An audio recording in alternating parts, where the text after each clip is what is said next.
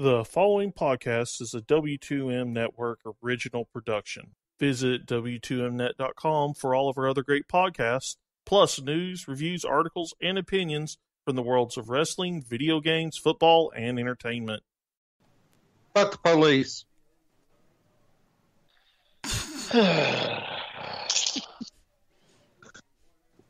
Look, would you rather have him say something or some of the things that was going through my mind?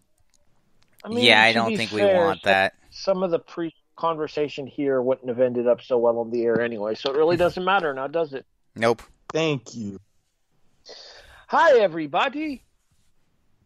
Hi, Dr. Nick. Thank you, Erik. Appreciate that. And welcome to the Kickoff NFL Draft Preview Edition here on the W2M Network, online at W2Mnet.com. I am your host. My name is Harry Broadhurst. Joining me, as per usual, the executive producer turned co-host, Erik Watkins. You know, if they really wanted to make this a full fantasy draft style, why don't they just make it 90 seconds per pick? No, if they wanted to make this actual fantasy draft style with most of the drafts that some of my friends have been involved with, you'd have to shotgun a beer before every pick. Fair. Done that with yellow ones. It would explain a lot of the teams that I've ended up playing against over the years. The co-host turned executive producer, Brandon Biskobing. Yeah, this is going to be probably the weirdest and most interesting draft we've ever seen. And the potential partial owner, ... Jason Teasley? Hey. Yeah, I'm going to be the Tony Khan of W2M. He'll be a player coach. It happens. That's what happens. Look man. at Rooney. Call me Jackie Moon. Oh, Jesus, a semi-pro reference. Hey. Gotta love me sexy. I preferred it when you were here, so you didn't get fined. Yeah. Look, if he could, but he can't quite use that because what use would there be in Westworld for someone like Jason? No offense. Also, I already got Country Black on the podcast. Thank you.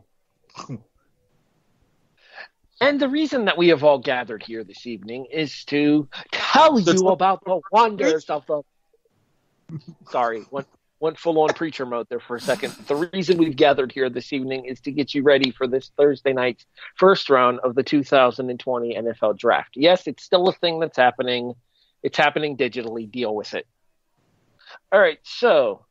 First, let me go around the horn here and get your guys' thoughts on this. Erik, what do you make of the electronic draft here? Are you for it? Are you against it? Do you think it takes away some of these players' moments to have this kind of a situation? Or do you think it's, given the current circumstances, the best that we could ask for? I'm honestly leaning towards the best that we could ask for, something being better than nothing. And I would like to see, how those that work with EA and all of the digital recreators could make up with some of these moments, especially replicating the fountains in front of the Bellagio.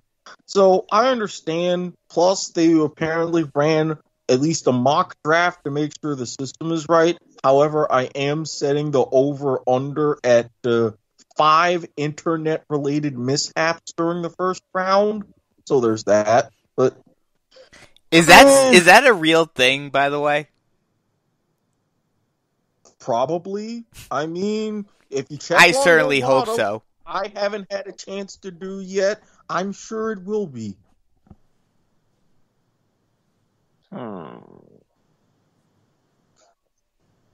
Sassafras. Look, there's so much Belarusian soccer that you can bet on anymore. Jason, your thoughts on the electronic draft format? I think it's going to be... I actually think it's going to be kind of cool. I mean, you're not going to have the broken heart of Tua as he continuously falls like an anchor through the first round and doesn't get drafted till the second round. You won't have, he won't have to live that personally through, live television, and they can cut to him when he gets drafted in the second round on Friday. But I think it's going to kind of change how that draft is done. I'm just curious how a lot of the prospective first rounders, with a lot of the talks of trades and stuff that's going to go down, how are they going to know what jersey to present? I mean, do you just have all 32 teams on hand at everyone's house?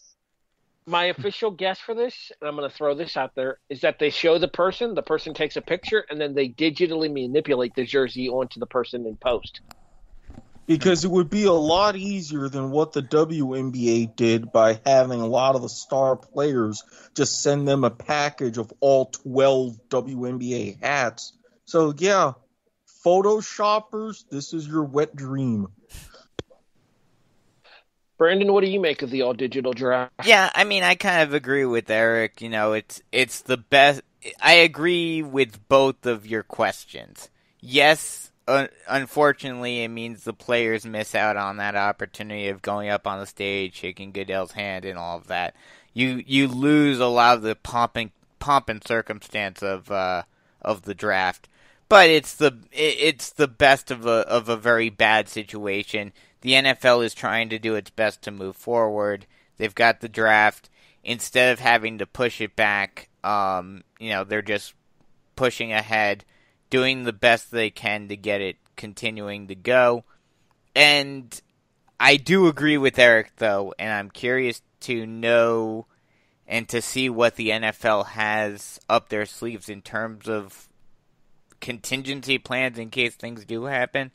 But yeah, with just the sheer amount of, everyone doing everything all at once and all of that, yeah, there's going to be some glitches. There's going to be some bugs. And it's going to be very interesting to see how the NFL handles that. I have a question for you guys in a little bit. I don't know if you want to wait until now or later on for me to ask, though. Well, I have a couple of more draft-related questions. Well, it's a draft-related question. But, I mean, I have a couple of more non-specific player questions to ask before we get into player drafts. Okay. Erik, we've seen a trend recently of teams either stockpiling picks in the first round, i.e. Miami this year, or teams trading their first-round pick in order to pick up a superstar player, like Buffalo did when we loosely talked about it last week with the Stephon Diggs trade, where Buffalo sent a first, a fourth, and then a seventh next year to Minnesota for Stephon Diggs.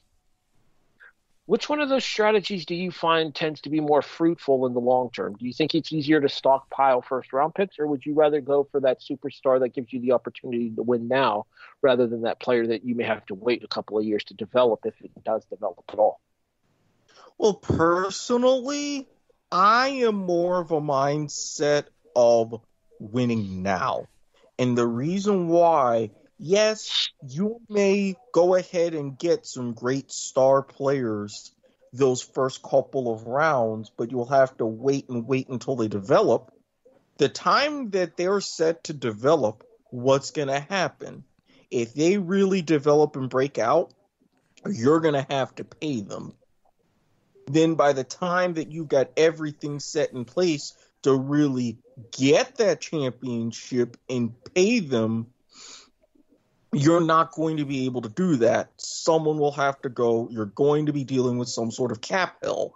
Whereas if you trade those picks, knowing that you can get these stars, win now, and then build around some of those specific more role player types, and then you set yourself up comfortably for a couple of years, then you can look to rebuild after that. That ends up much better. Jason, same question. Win now approach by trading your picks, or save and develop for later talent down the road? in this draft, I'm going to develop. This draft is super deep at receiver and offensive, defensive line. Not so much running back and quarterback, but if you're a team that is basically a dumpster fire, i.e. Miami, this gives you the perfect opportunity to get a huge base where you can get some free agents that want to come play for you, and you can build around a young core like Miami's rumored to be doing. I'm trying to think who the other team has like a ton of first round picks. I think is it Cincinnati? Cincinnati. Yeah, I was just gonna say. Yeah, I think Cincinnati has like 2. So yeah, I mean, and doesn't Las Vegas have 2 as well? Yeah, I was going to say, due to the I know they have Chicago. Yeah, I was going to say I know they have Chicago's. Yeah, and Jacksonville also has 2. Yeah, so I think I would rather build now, so you can attract players later. Especially, like I said, you're going to have a deep O-line and the defensive side of the ball plus receivers draft this year. So, I mean, a lot of teams are going to be able to fill some key positions where they can, once they get established base, they can start pulling superstars the future in rather than trying to win now and shorten that window to win. Brandon, same question. Do you go with win now by trading your picks, the picks that you have in the current draft, or do you stockpile these picks by getting rid of established players that you either can no longer afford or no longer fit your system? I think it all depends upon the situation the team is in. If it's a situation, where you think you're just one piece away from either a Super Bowl or at the very least a deep run in the playoffs, then yeah, you trade a pick or 2 away to get that one piece. But if you're a team like a Miami, like a Cincinnati, like in Oakland, where, you're in more of a rebuilding stage, then I would say keep your picks, get those picks, and then later on, maybe when you're trying to, make that final jump to becoming a better team, then you move to the other side. I think it's very situational. This actually leads me into the question that I was going to ask, so I'll just ask it real quick. Do you guys think that because of the system that they have in place, with it being all digital and the potential of issues as a result, do you think we're going to see fewer trades of draft picks or of players for draft picks during the draft than we have in years past? I actually think we'll see more trades this year than we have in previous years because of the fact that the coaches and the general managers and everybody are already going to be on a digital format communicating with each other in order to make their selections. So you're going to see a lot more real-time flow in terms of how the draft board maneuvers and manipulates. Fair enough. Erik? Erik. Did we lose Erik? I had to put myself on mute because I had to step away. Fair enough. All right. Answer the question now. Which question? I just missed this latest question. Yeah, I asked, do you think there will be more or fewer trades during the draft as a result of the fact that it's digital? Fewer. With the logistics of the fact that it's not really as much in person where hey, you could get this done. Hey, you have this window. Less or fewer teams are going to want to take the risk of having to either send it an email or announce this, or depending on internet connection and bandwidth, knowing that they're on that still the clock. So it's not going to be as active as it has been the past few years. Jason. Present. Answer. I think it's gonna. I was. I'm your tits. Negative I 4. No, think, just one of them. Everyone's entitled to one party tit. Go on. I think it's going to be. I think you're going to see more because you're going to have that urgency of need to get deals done before teams get cold feet. You're going to see phones being worked more. You're going to see Skype, Zoom, teleconferences. You're going to see that a lot more this year, trying to get stuff done rather than waiting to the last minute.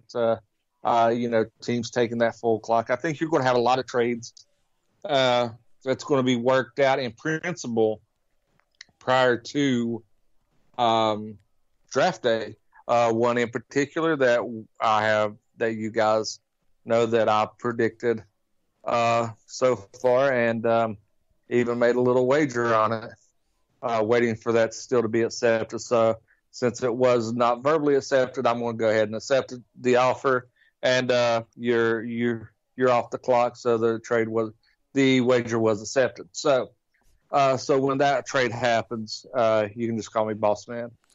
And no, I don't mean Big Bubba Rogers.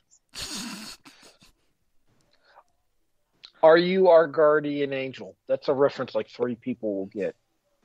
I will be the guardian angel, but also, I will be a bodyguard that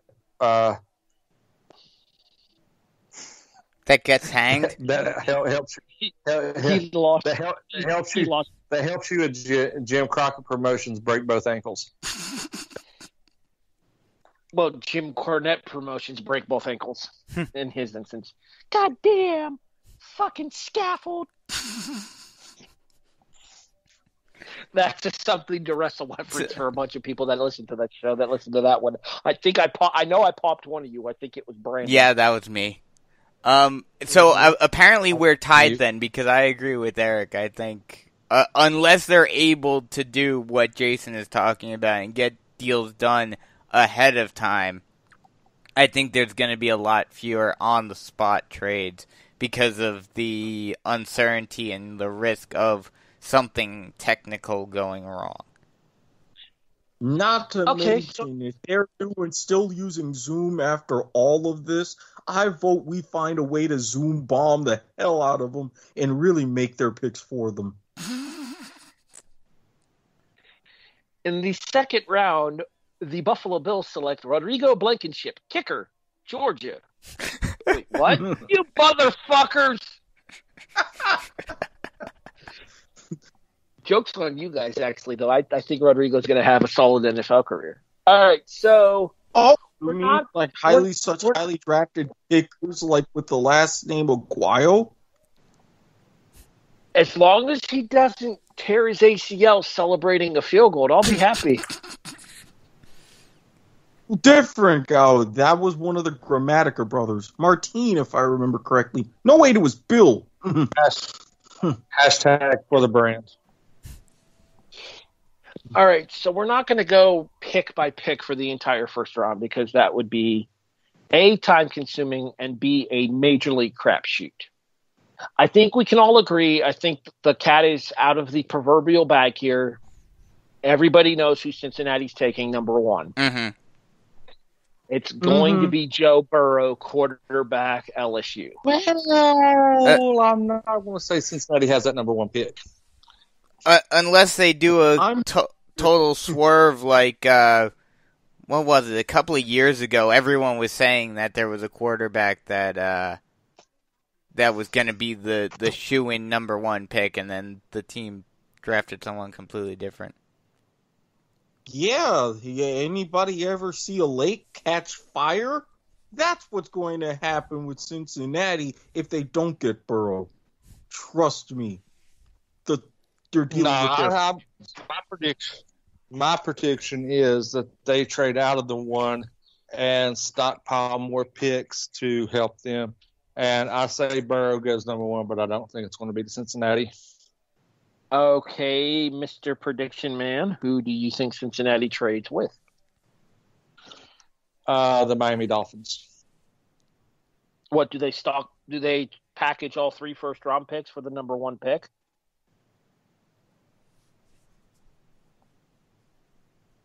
I think it's going to be 2 firsts. I won't think it's going to be 2 firsts this year and a potential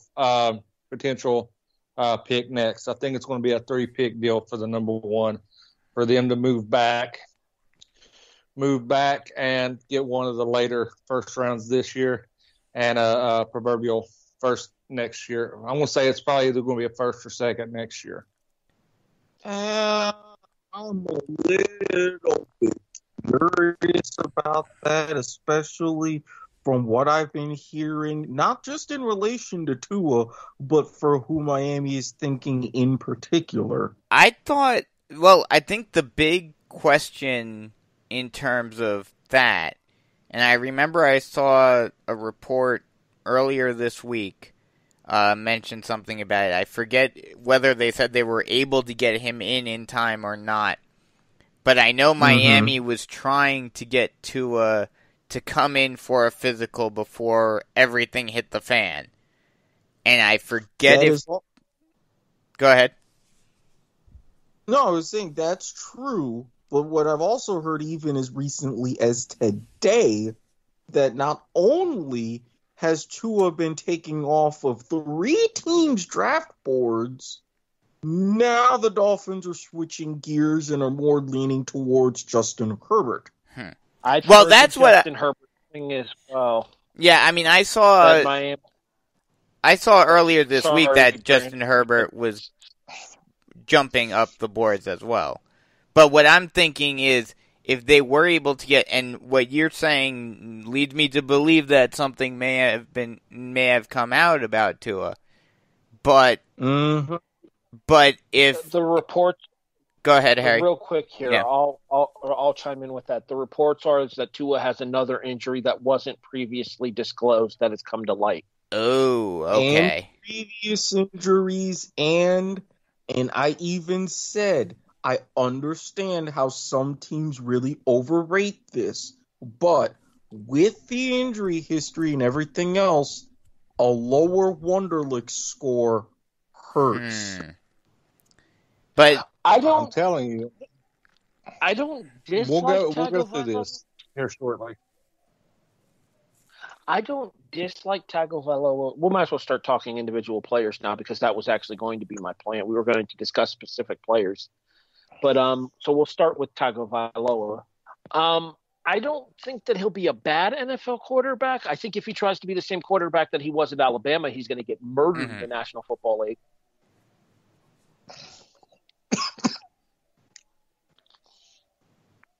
He's one of those, to me, he can be a franchise guy, but he's going to I don't see that. He's not without help. Yeah, He's someone who will need a lot of help. Well, it's not like someone who can pretty much run the show on their own. I mean, that's true for 90% of quarterbacks anyway. But I do agree. I'd say closer to like 70, because with some people, you can get them help, and you're still not going anywhere. Well, yes, that's true. Hello, Nathan Peterman. Yes. But so I'm pretty sure he just threw another interception somewhere. He went to throw a pass to his kid, and the neighbor took it. But it's ironic, because the closest neighbor is like 4 houses down. Go ahead, Bisco. But here's my thought on Tagovailoa. I think he is definitely a high-risk, high-reward type of quarterback. But to be fair, it's not like he's the first guy that has been in this type of situation. Seemingly every big-time college quarterback nowadays is in this position, because you cannot be... Yes, you can be a dual-threat quarterback in the NFL, but you cannot be a primarily running quarterback in the NFL without having an incredibly short shelf life. So, if Tagovailoa is teachable and he's willing and able to learn to stay in the pocket more and use his legs as more of a last resort more than his go-to, then I think he could certainly be a good quarterback in the NFL. But especially with what Erik was saying, and you too, Harry, about potential injuries coming out outside of what we already knew, and depending upon what Miami was able to do with him, if they were able to bring him in or not, yeah, I could certainly see him dropping down because of that uncertainty. I won't give you the quarterback. I won't give you the exact quarterback comparison that he's going to have his NFL career. David Carr. I could see that. That is his ceiling. Yeah.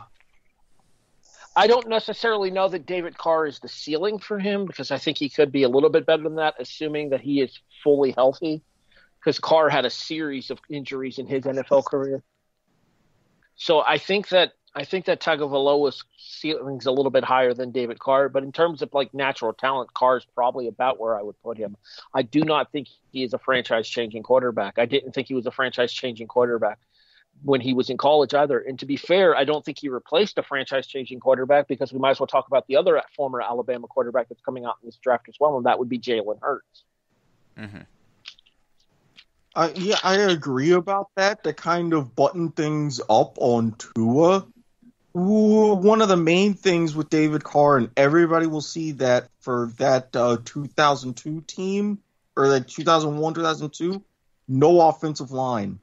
And with the changes in practice of how offensive linemen cannot get those reps and really be a cohesive unit outside of during the season, that's going to be a major problem for Tua. And not to mention, real quick, not to mention, this year adds an extra uncertainty, because you don't even know when or if you're going to be able to practice.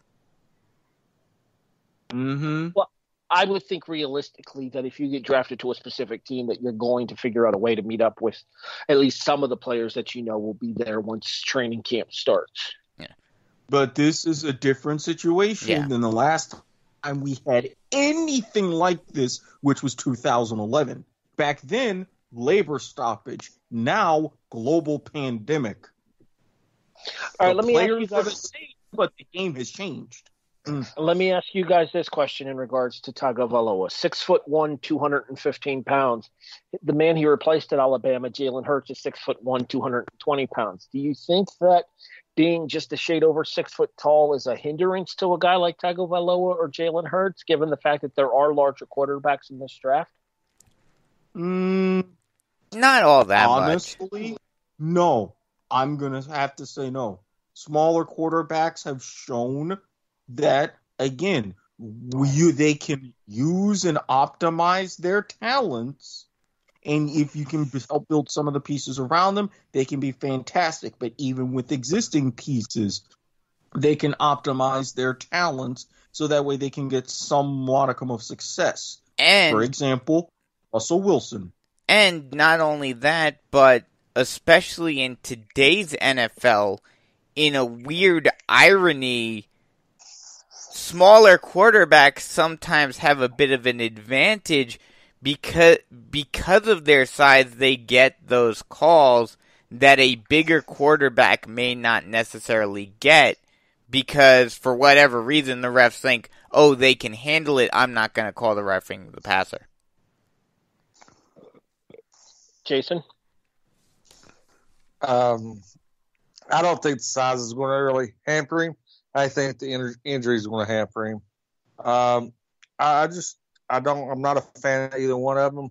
But if you want to talk hurt, I'll go ahead and put that prediction out there and tell you exactly where he's going to land up due to a big name trade getting that's going to happen. And that is, I suspect if the rumors are true, you're going to see Jalen Hurts as a Dallas Cowboy, and Dak is on his way out of Big D going to another team to be their starting quarterback next year.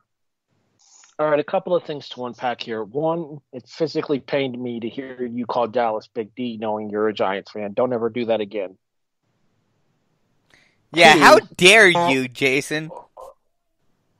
Two, Well, I don't think Jalen what are you Hurts talking about, Brandon? We can barely get you on a podcast, so I'm the only one that can represent the Giants. Two, and just as importantly here, I don't think Jalen Hurts is going to have any kind of a regular NFL career because I don't think that he's a guy that's going to translate well to the NFL. I mean, let's look at this realistically. A lot of us have seen both a lot of NFL and college football. Yes, while Jalen Hurts started at Alabama, we saw what happened. And just like again with Russell Wilson, nobody talks about his time at NC State. Everybody saw his time and what he did at Wisconsin. Your time for what you did at Alabama is diminished by what you did at Oklahoma because that's how you finished. Big 12 quarterbacks, sorry, you're not going to get the best of the best. I mean, the one exception we've got in the past several years is Patrick Mahomes at Texas Tech. And that's just one of those huge statistical outliers. Mm-hmm. So basically what you think, Harry, is we're really only going to get two quarterbacks, at least coming out of the first round, that are going to be good in the NFL. Okay, let me actually state this much. I don't think any of the quarterbacks in this year's draft will measure up to the top quarterback in next year's draft. No, not next year's. No, I think you got three viable.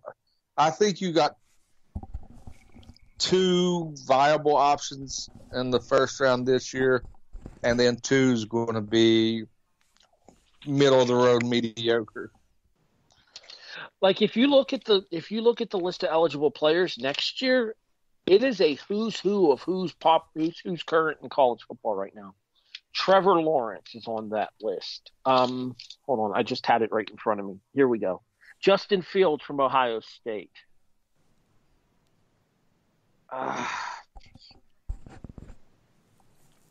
Dylan McCaffrey from Michigan, who's going to be taking over for Shea Peterson. JT Daniels from USC, if he can stay healthy. Kellen Mond from Texas A&M, who actually had a big year this year for Texas A&M. So there's a list of quarterbacks there. I mean, obviously, Fields and Lawrence are the two to talk about there because those are the two that are going to get all of that. Isn't the kid from Texas coming out next year too? Not listed on my immediate. I thought that he's got a couple years left still. I think he might be a junior, so there's the potential of him coming out next year, but not guaranteed. Unless he's a fifth-year senior. He might have fifth-year senior eligibility, but I thought he was a junior. He was going to be a junior this year. A junior. He was a junior this year and a senior next year eligible for next year's draft. You're referring to Sam Ehlinger, right? Yes. I do not think Ehlinger is eligible for next year's draft because I think he went to college. I think he went to college early. Yeah, I didn't think so. I think didn't Ehlinger reclassify? He might have. I would have to look that up, but I think he might have. I'm looking it up now. All right. While Jason looks that up, let's go ahead and talk about some of the other quarterbacks in this draft here. We haven't really spent a whole lot of time talking about Joe Burrow, other than the fact that we did mention that he is probably the number one pick. Jason seems to think otherwise, but the other three of us agree that Cincinnati would be wise to stay at number one and take Burrow. Mm-hmm. Erik, do you buy or sell Burrow after his exploits at LSU over the course of the last 2 years?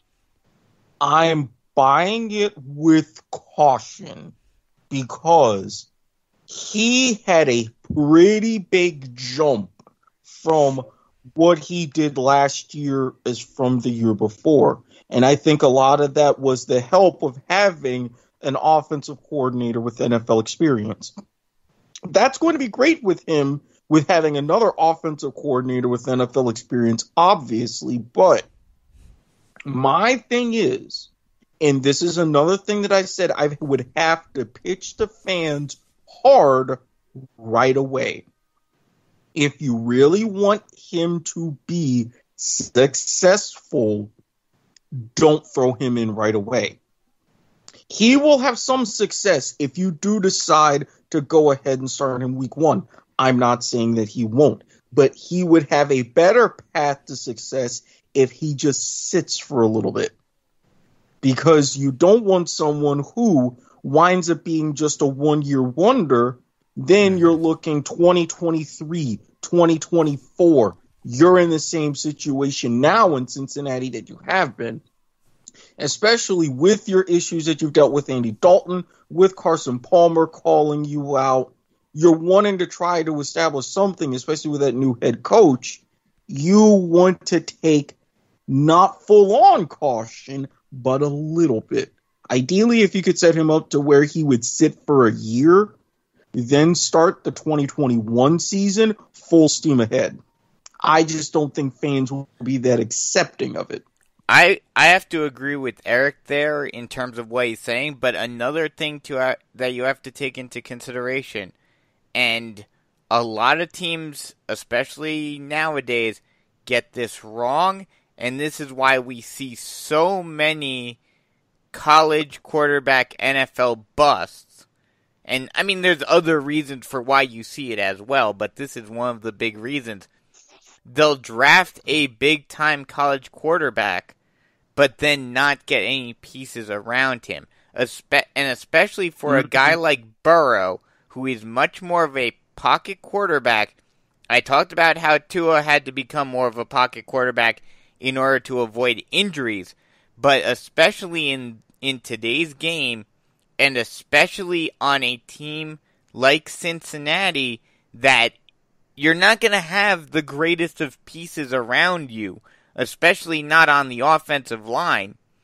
You need to be able to move, and you need to be able to extend plays, because you're not going to have much time in the pocket.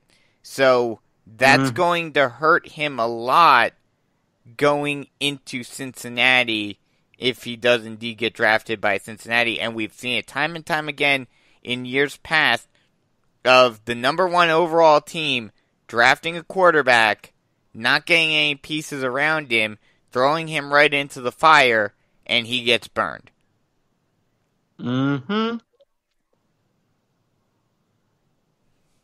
Completely agree with that one. And again, when going back to what I've been saying about offensive lines, and you're seeing it, you're not going to get the best out of the best, even with how well you draft and how well college is producing them. Because if you don't fully transition to a more college-style offense, that's going to be a hindrance. And if that's a hindrance, then you will need to spend that extra time getting your quarterback to be more mobile, and that will cause even greater problems.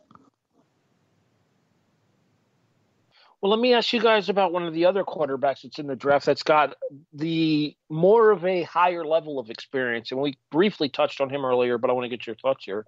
That would be the aforementioned Justin Herbert from Oregon, who, in my opinion, was the favorite to win the Heisman going into the season this year. And I think I said as much on our college football preview episode. Herbert didn't quite live up to expectations compared to what he had done in previous years statistically.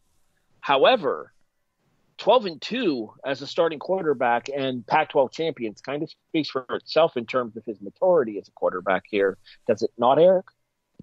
Not only do you have 12-2 Pac-12 champion, which still, as you say, carries a little bit of a weight, but then if you also look at some of these intangibles, like a 4.0 or along those lines GPA, he is a teaching assistant and all kinds of advanced stuff like microbiology.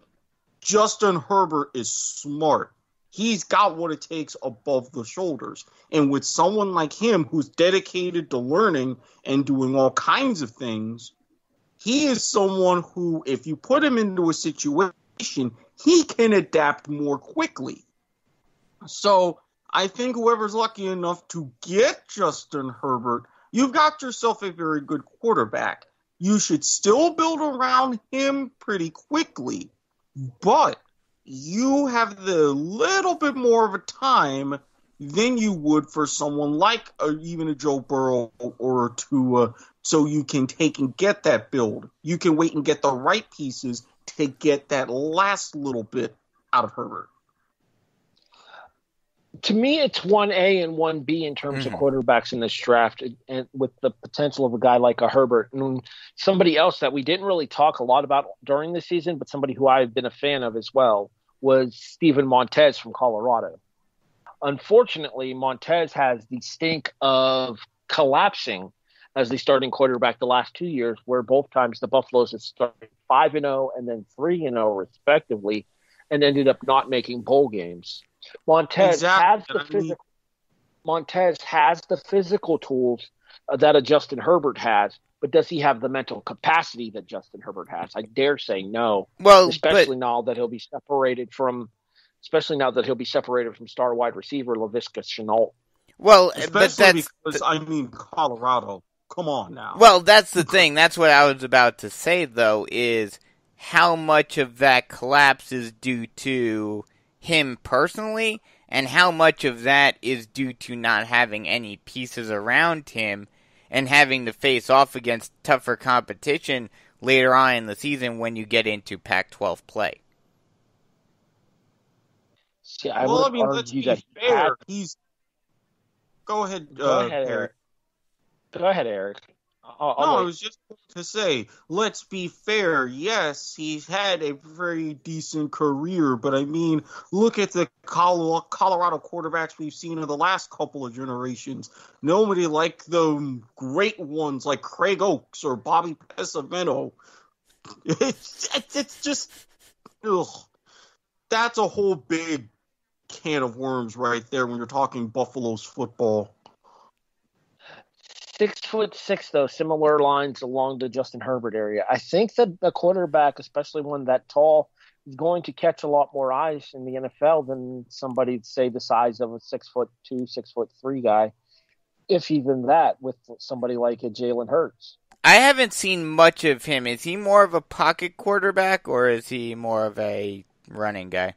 Montez can move, but he prefers to be pocketed. So, considering, and this would be a huge shock, but then again, we've seen things happen like this in the past, and with the uncertainty of Tua, you could potentially see it.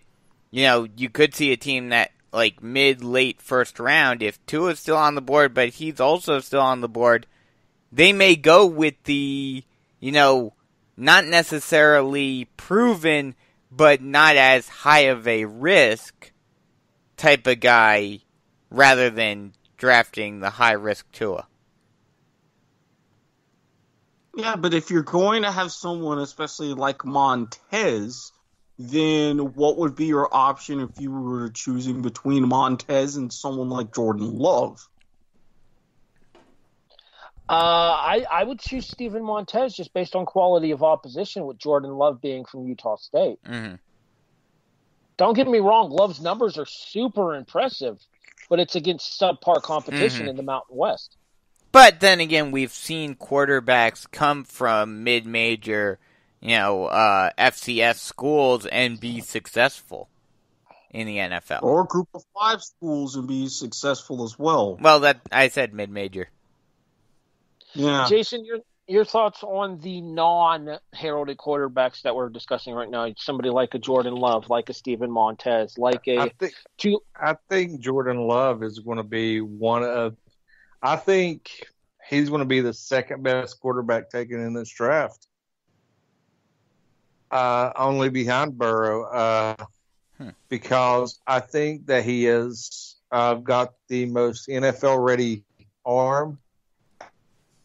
The four top quarterbacks that are on most people's boards. I think he's got the most NFL ready arm, and I think he's actually got it between the ears a little bit better than the other three. So I think he's going to be the surprise pick that comes out and is actually, I'm going to say he's 1B I'll go as far as saying he'll be 1B, especially if he ends up as a Charger, which is the rumor. It's a toss-up between him and Justin Herbert.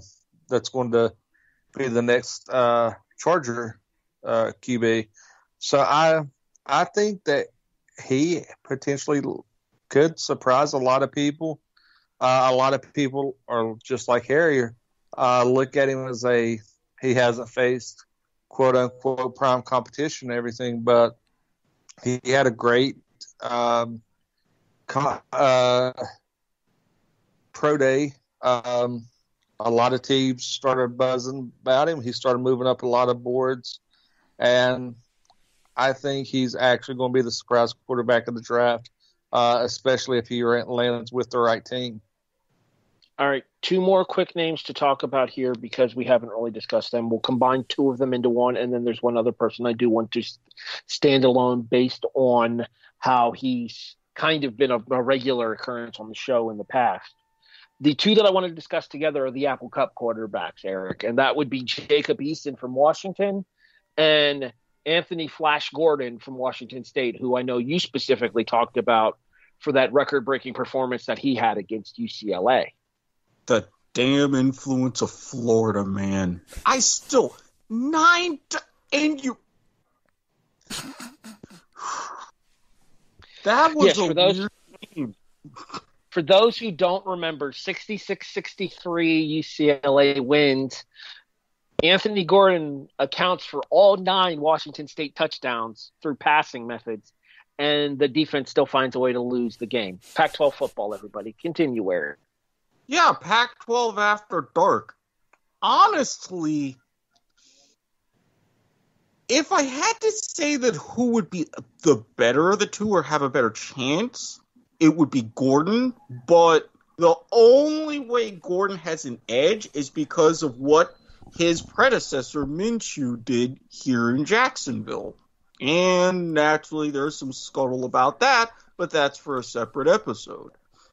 I think because of that heavy pirate run, well, at the time, at least for that season, offense under Mike Leach, it could expose you to a lot of different throws and a lot of throws you would have to make in the NFL, which is very good.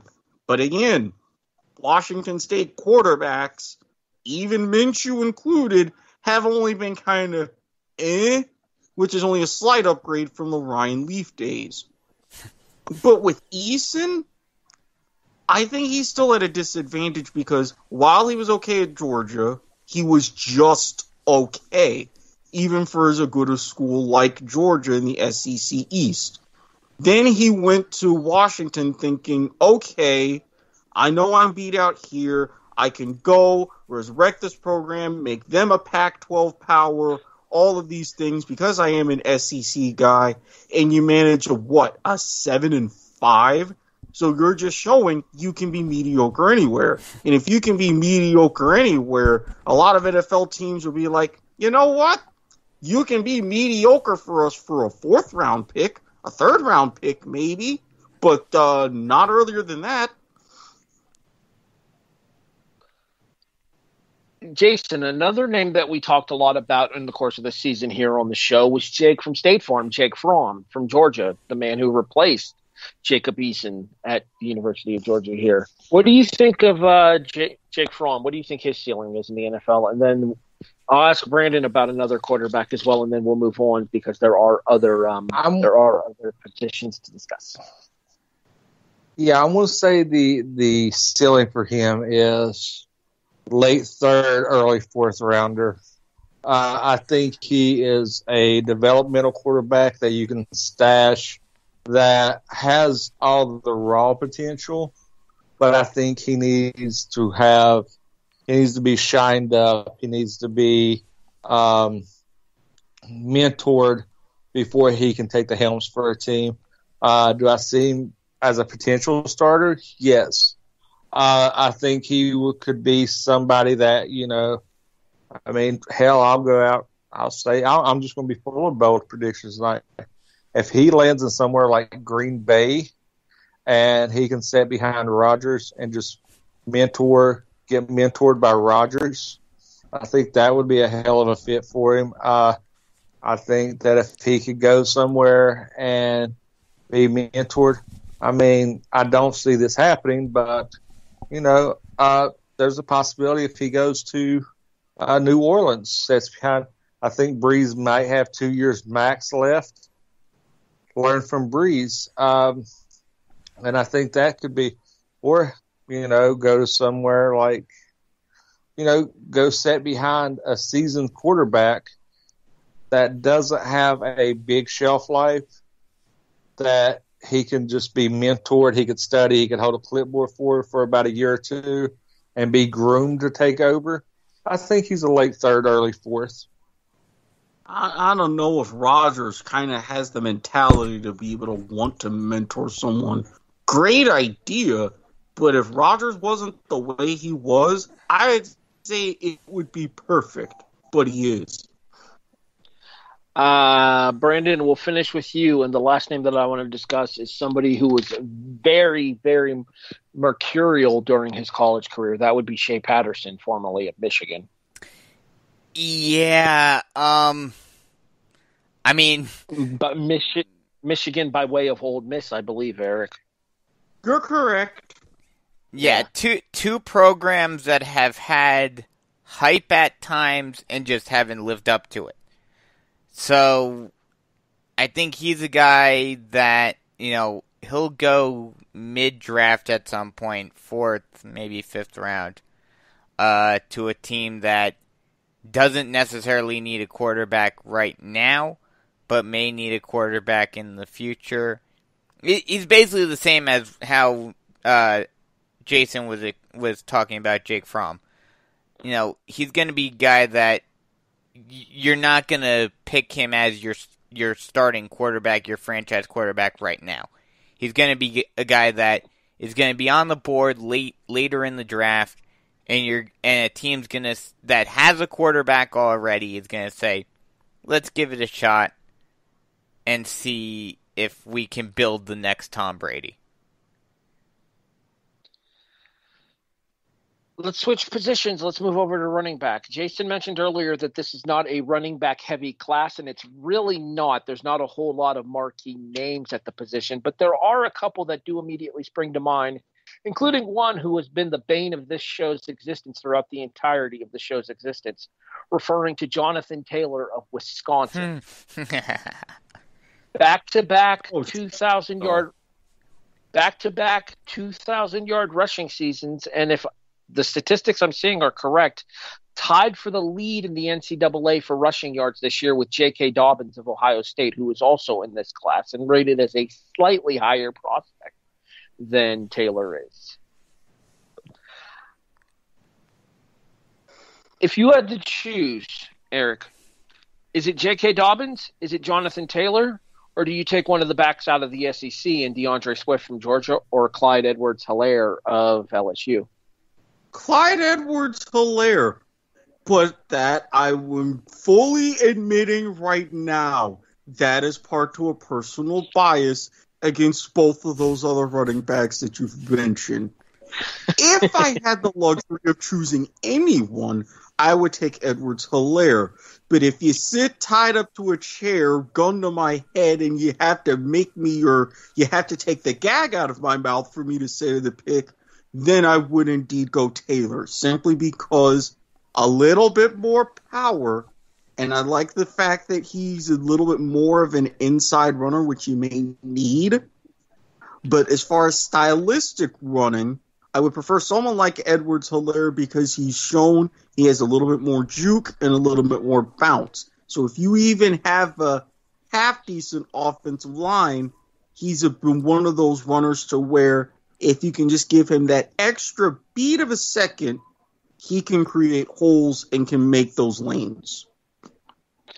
Jason, I saw you singing the praises of Edwards-Helaire earlier, as well as Robert Taylor, who we've discussed on the show, stating that he wants Edwards-Helaire to come to Kansas City. Where do you think he lands?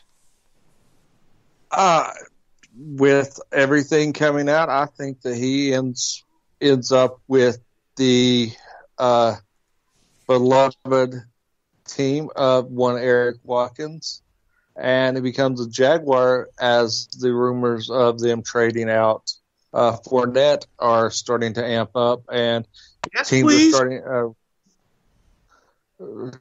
starting to call around and seeing what Jacksonville wants for Fournette.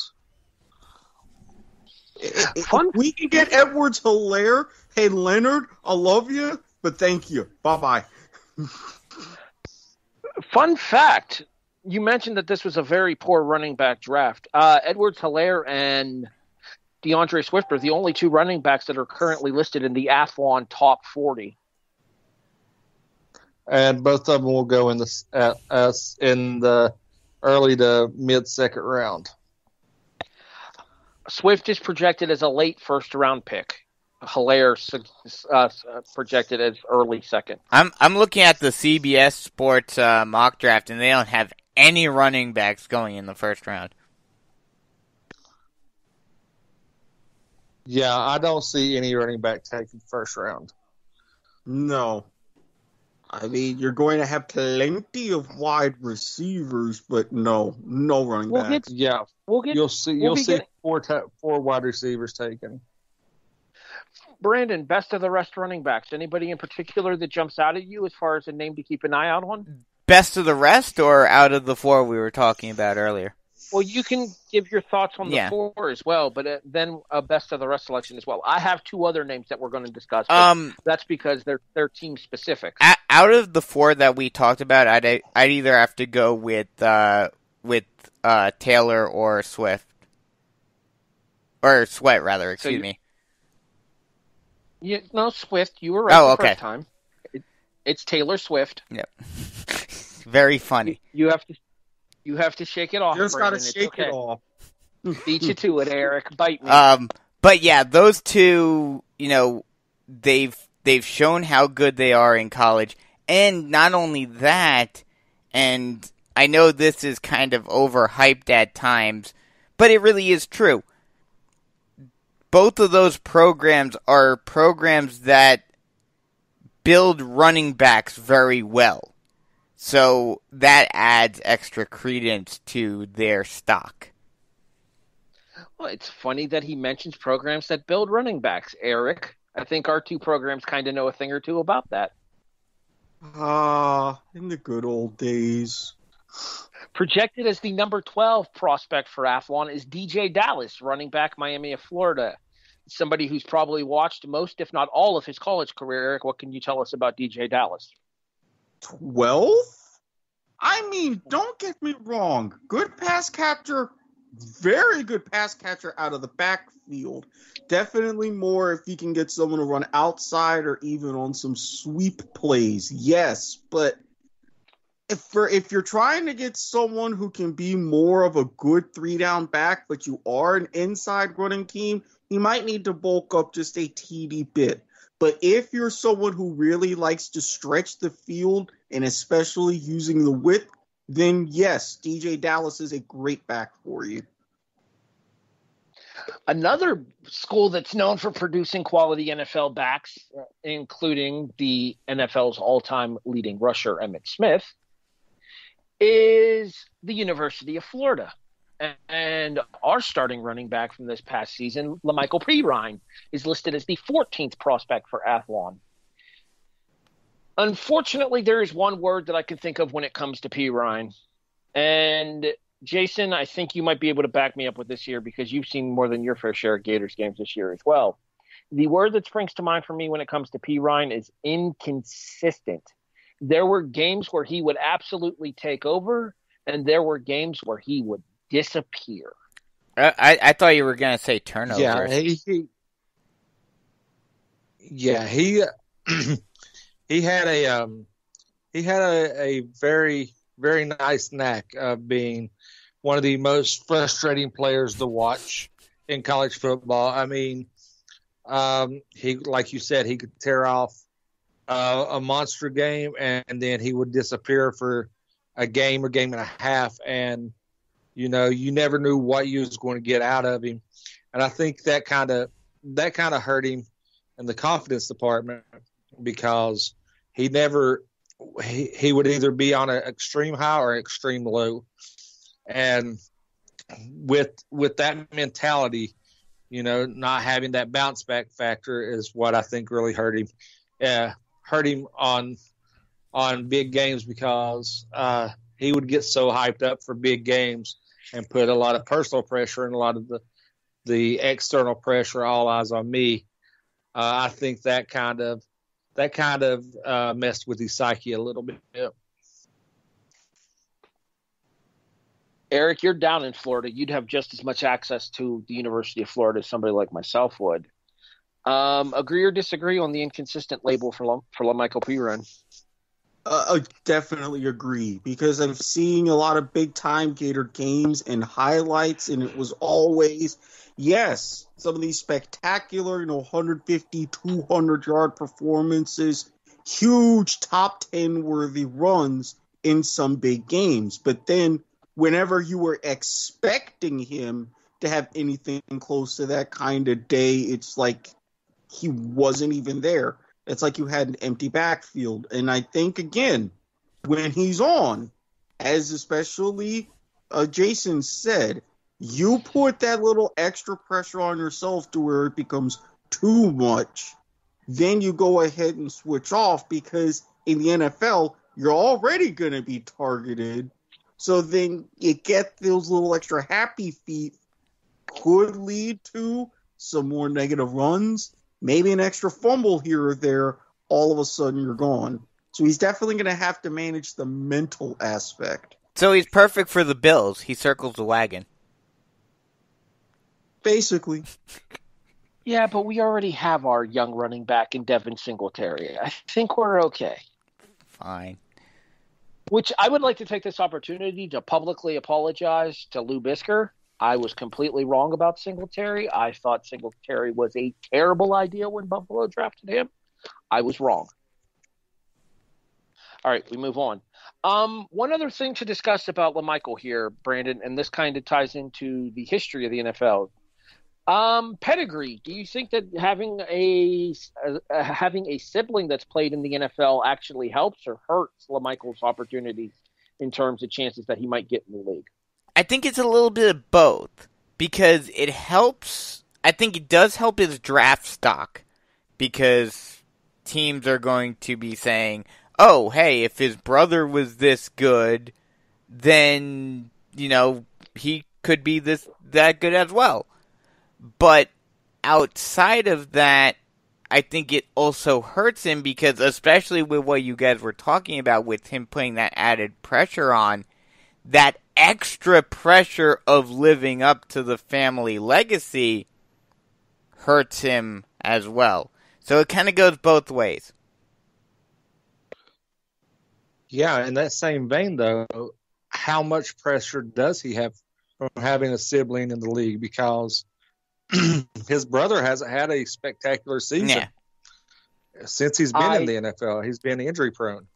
I owe you guys. I need to issue a quick correction here. Samaji is his cousin, not his brother. I apologize.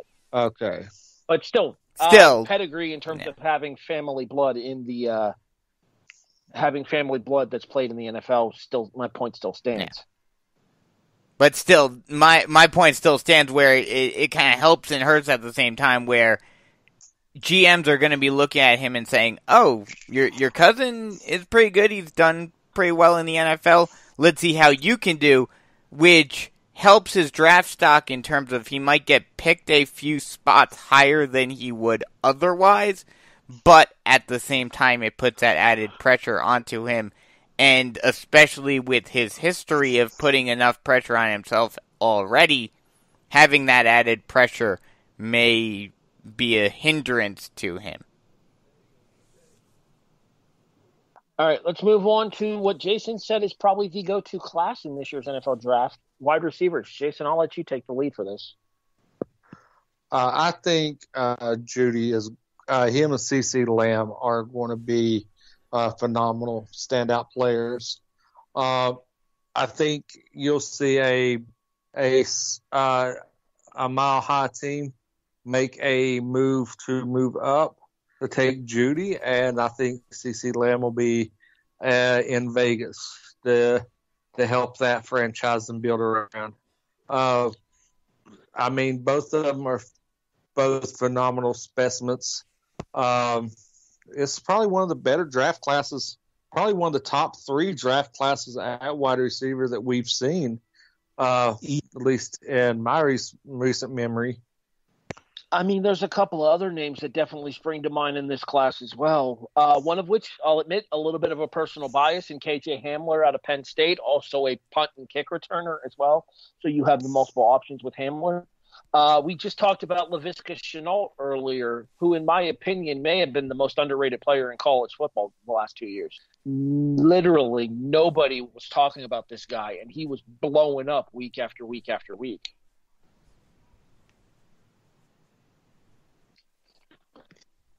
Erik, is there any particular wide receiver in this draft class that you would personally be trying to get your hands on if you were a general manager?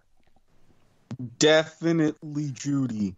You can go back and see a lot of the success for Alabama wide receivers, not just the athleticism, not just the route running, but that extra little bit of ability to just get open and just find ways to be wide open. Even against some of the top-notch defenses, these guys are very, very easy to just break away, and next thing you know as a defense, you've lost them. So Judy would definitely be my guy. With CeeDee Lamb, yes, with a lot of catches, and this is where the Big 12 would help receivers. Yes, he's also got that athleticism and a little bit more speed, but you've got more flexibility in the types of routes you can run with Judy, just a little bit more than you do with CeeDee Lamb in my mind. We've seen everybody singing Jerry Jeudy's praises for the last couple of years, Brandon, but here's the thing. Do you think Jeudy would be getting as much praise as he had if he didn't have another star wide receiver in the same backfield as him, such as a Henry Ruggs, who was projected as the 3rd wide receiver on the Athlon board himself? I mean, it certainly helps him, the fact that he doesn't have to do everything by himself. But I think especially considering, yes, Tua is a great quarterback and he was there for the majority of the time. The fact that he was able to still be very successful and productive even with a backup quarterback, albeit a good backup quarterback, but still having that level of talent as well, helps him a lot. Yes, the fact that having another guy that's a big threat on the other side of the ball helps you a lot, but I think his talent speaks enough to his quality, or his numbers speak enough to his quality and talent that I don't think that will be a big hindrance to his draft stock. If anything, teams are just going to be saying, okay, we need someone at least competent over on the other side in order to avoid having the issue of him potentially getting double teamed.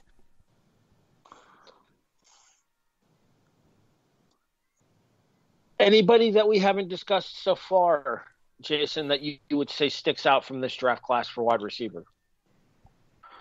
No, I think we've covered all my, between all of us. I think we've done a fairly good job of covering everything that I had in mind to discuss wide receiver wise.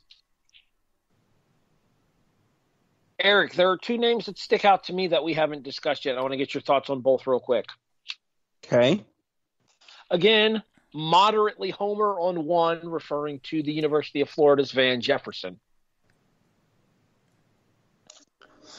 Let's see, the whole thing is I haven't seen a whole lot specifically of Jefferson to get that much of an opinion on him.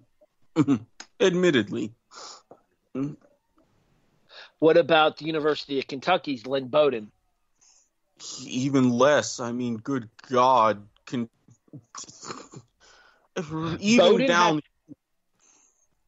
Bowden has good speed, but he's a subpar route runner. Not to mention, look at the situation that Kentucky was even in. Weren't they on like a third-string quarterback towards the end of the season. Nobody could stay healthy at that school. It happens. Yeah. I think a good thing that, if Bowden ends up on the right team, he could become like a Wes Welker type that would get a lot of yards after catch. Not necessarily a possession receiver, but a short intermediate route runner that could beat you with the yards after catch. You know who I kind of think he compares out to, honestly, from what I've seen of him play in terms of his breakaway speed? Like, he has the speed. He doesn't have the route ability. It kind of reminds me of somebody like a Dante Hall. I could see that. Well, because, if you think about that, would he have more of an impact on special teams if that were the case? I would probably imagine so. I would argue that KJ Hamler from Penn State's major impact is going to be on special teams as well.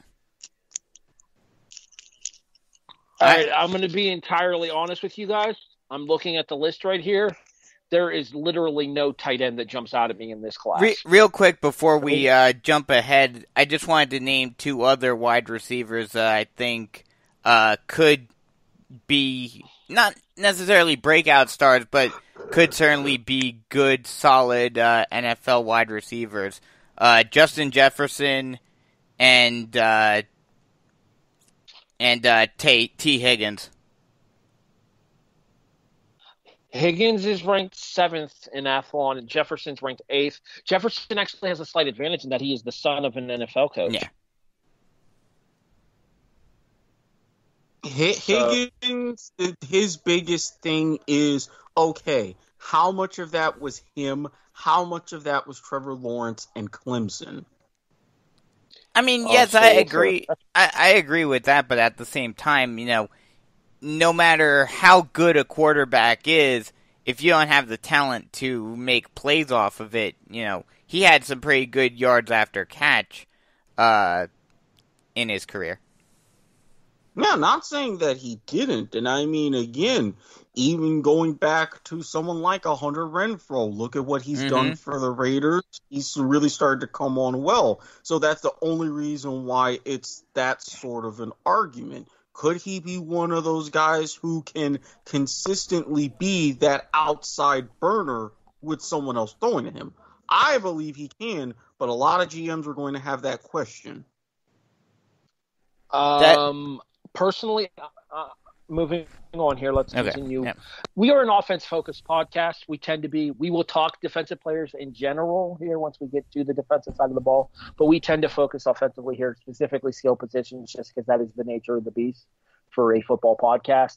It's more about the guys that you see on the ends of the lines and the boys in the trenches doing the heavy lifting. There are some names that stick out on both the offensive and defensive lines, and we'll talk about a couple of them. But let's continue on the playmaker side of the ball on offense, and let's move over to tight end. Erik, I'm telling you right now, I just said it a few seconds ago. I'm going to say it again here. Cole Met of Notre Dame is the only projected first-round tight end pick. I do not see a standout tight end here in this draft class. Me neither, and I'm going to be honest. Even though he's a projected first-round pick, would it surprise me if he goes early second? Yeah. No, it wouldn't. Yeah, I don't see him going first round. And I think this is going to become, and it's surprising that this is the first year in a while that this has happened, but I think you're going to see it more and more throughout the years, is colleges moving further and further away from that traditional offense. So you're not going to see nearly as many tight ends coming out. The ironic part of that being that the 2010 draft, the draft that we're on the 10th anniversary of, arguably the greatest tight end in NFL history, is in that draft class. Second round, in the second round went Rob Gronkowski. I thought it was Hernandez. He was killing it in the NFL.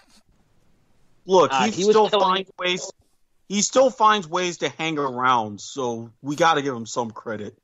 I swear to God, Jason, you do that right now, we're going to end this show here and now. I know what you're thinking. Stop it. All right, moving on. Today's podcast was brought to you by. Stop it! Let me just say, in the history of the kickoff, something like that specific hasn't happened, and I would have thought of anybody, I would be the first one to get that lecture. Jason, I owe you a drink. All right, let's move on here. Offensive Suicide line. hotline, hang in there.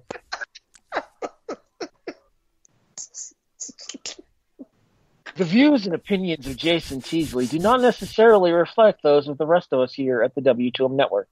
They are solely his for entertainment purposes only. So hang around, you'll hear more. Alleged entertainment, I should say. All right, back to the offensive. Does not reflect the views of the W2M Network yet. ... Dramatic reverb? Yeah, as one famous news host would say, watch this space. And now, here's the rest of the story. Anybody from the offensive line jumping out at you, Erik?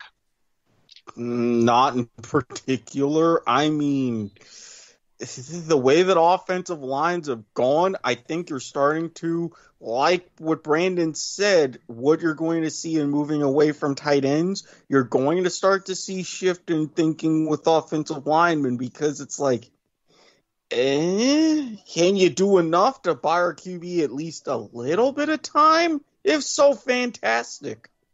Well, I think that... Go ahead, Harry. Just real quick, there are no projected first-round picks at guard or center. However, there are 3 projected first-round picks at tackle. Well, because tackle is... Wait, I'm trying to think. I always get them mixed up. Yeah, tackle is the one at the end, correct? Outside of the line, Right you're tackle is... The right tackle is probably the most high-paid position on the NFL field. I always get them mixed up whether the guard is the one on the inside or the tackle is. So, yeah. Guard, center, guard, tackle. Yeah. So, the tackle, that's the reason why they are the highest projected guys, is because they're the ones that are the most important in the game nowadays. They have to face off against either the defensive end or the outside linebacker, and they are protecting, especially the left tackle, they're protecting the quarterback's blind side, assuming he's a right-handed quarterback. So considering that, that's why you see that. I kind of disagree with Harry, though, on what he's saying about offensive linemen becoming less important. I think the opposite. I think as this continues to progress, where offensive lines are struggling more and more and more, you're going to see a resurgence of, and especially with how much we're seeing these quarterbacks, get injured and their careers getting shortened, you're going to see that resurgence of the offensive line is the heart of the offense, and we need to protect our quarterback and allow him to do what he does best. But you got to get the reps. They got to practice. Yes, agreed. I would first of all like to say that I did not say that the offensive line are the ones going out. I just said that there are no immediately standout-ish offensive linemen in this particular draft. Yes, there are several tackles who are projected to go in the first round, including the one who was guarding Jake Fromm's blind side and Andrew Thomas at Georgia. However, I do not think that any of these offensive linemen are going to be guys that we're going to specifically remember their name in 5 to 10 years. No, I will agree with that. But then again, with a few exceptions, obviously there are those that are more memorable than others. Offensive line is one of those positions, is the main position where, yes, you could be the greatest, left tackle, right tackle, what have you, in the world, but if the rest of the line isn't picking up the slack, it's going to be a moot point. Yeah, not everybody like a Joe Thomas and Nick Mangold and Matt Burke and Alex Mack. I agree with that. Tony Saragusa. Yep. Mm-hmm. Yeah, the thing is the best offensive lineman, you don't know their name because that means they're doing their job. That means that they're not getting beaten on plays and they're not getting called out by announcers for getting beaten on plays, and they're not getting cut by teams because they're constantly getting beaten on plays. They're people who are able to go and do their job on a consistent basis and not make anything about them. Go ahead, Eric. No, I was going to say, or holding penalties. Right, getting called for excessive penalties. Let's flip things over to the defensive line side of things here.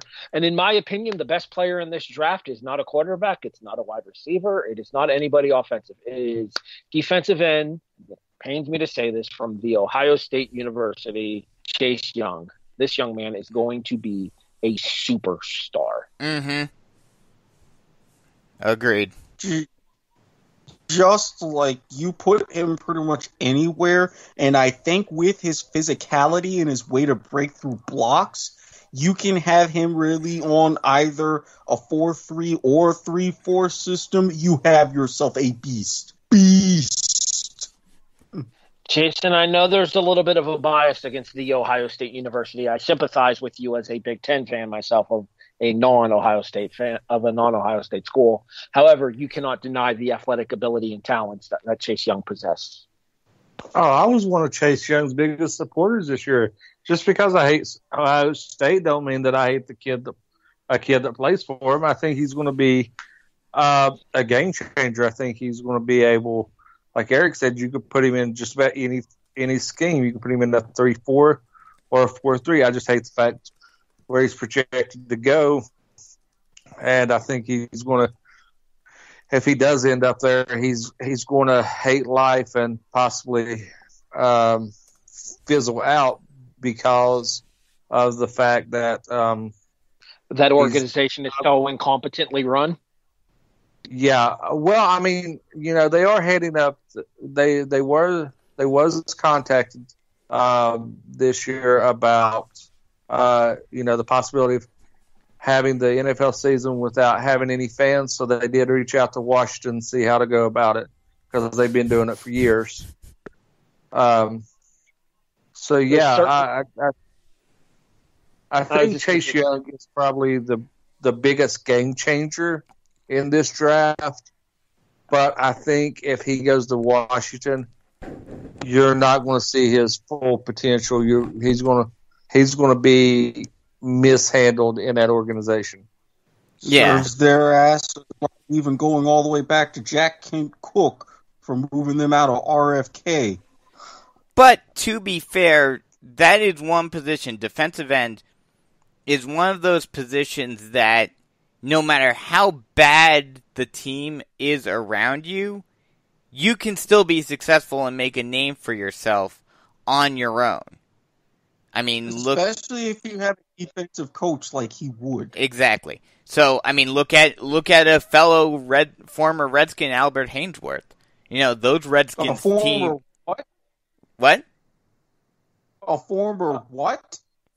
Former Washington redacted player. Thank you. Fair enough. But yeah. Albert Hainsworth. He was. Those teams were terrible in Washington, and yet he made a name for himself there.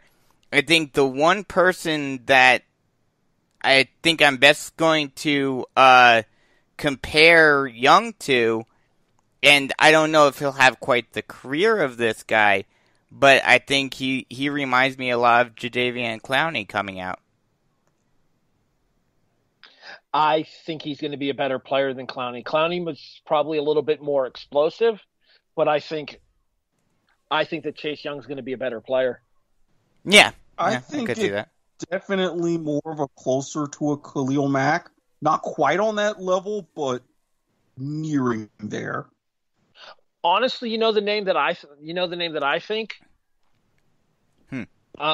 And obviously pre-injury here, he reminds me a lot of Jason Pierre-Paul. Yeah, I could see that. That's a good comp.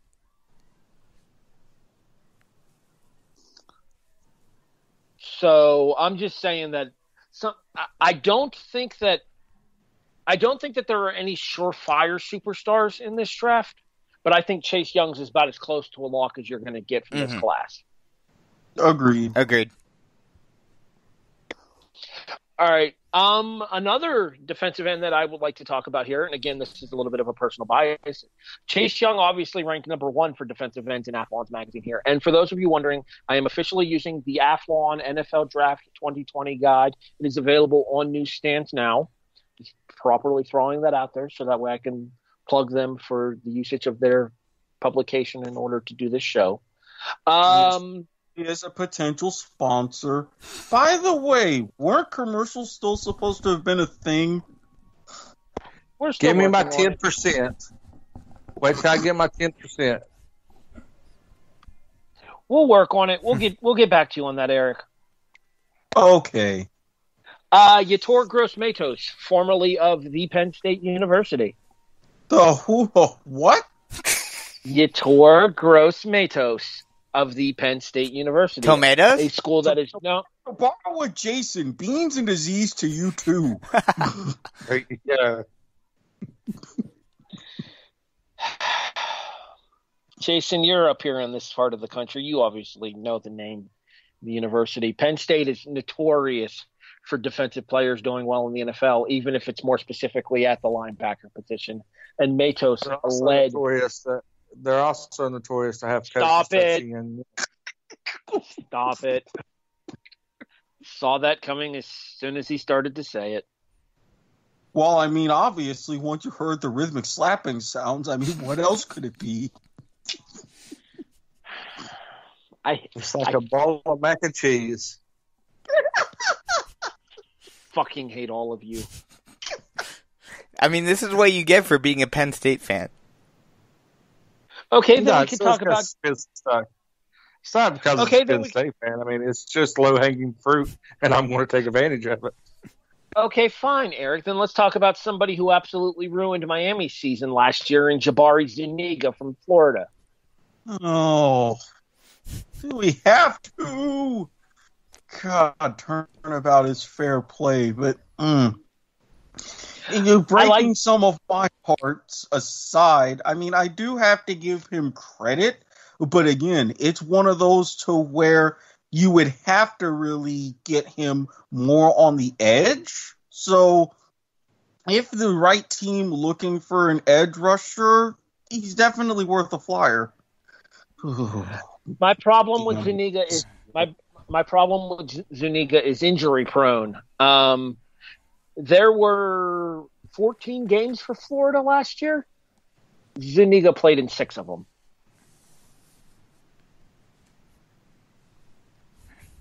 Yeah, so you can't really expect him to play a lot of snaps, especially early on. Considered to be a quality early down player in a 4-3 defense, which I could buy because that was pretty much the setup in Florida, and it played to his strengths. All right, let's move away from the defensive end and let's move over to defensive tackles. And the top of the class for defensive tackle is Derek Brown of Auburn, projected as a top 5 pick. Jason? Yes. Thoughts?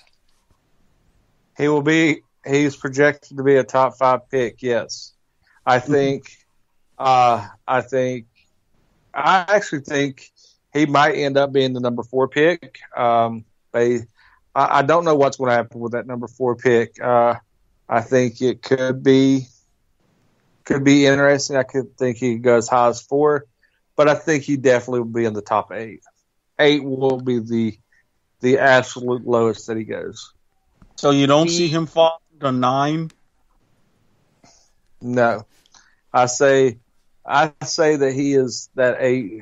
8 will be the lowest he goes, and that's if the trades that are currently being rumored do pan out and happen.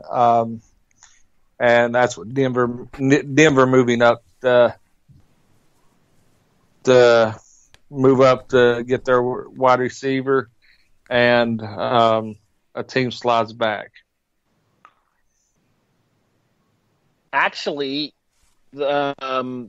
Athlon has you guys taking Andrew Thomas, who we talked about a little bit earlier, the offensive lineman out of the University of Georgia, at 4. Jason. Yeah, but that's what I'm saying. I think honestly, I think Gettleman's going to trade back, and I don't think he's going to be. I don't think the Giants stay at 4, so I don't think that's going to be an option due to the Giants trading back and getting more draft capital. That's why I don't think that he's going to go at 4. Fair enough. To complete the series here, since I don't have a dog in this fight, Athlon has you guys taking Javon Kinlaw, defensive tackle, South Carolina, Eric. Huh.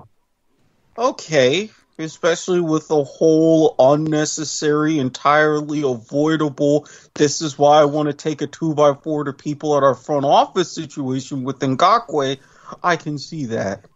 God, every single damn year, it seems. I don't get it. I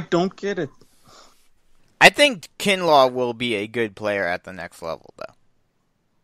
No, I'm not saying he's not going to be a good player. I'm just saying, could we not get into these sorts of situations where we have to draft someone like Kinlaw every year, it seems? True. It does happen a lot, and if it's not on the line, it's in the secondary. You say hello, Jalen Ramsey says goodbye. Yeah. How did that work out in L.A., Jalen?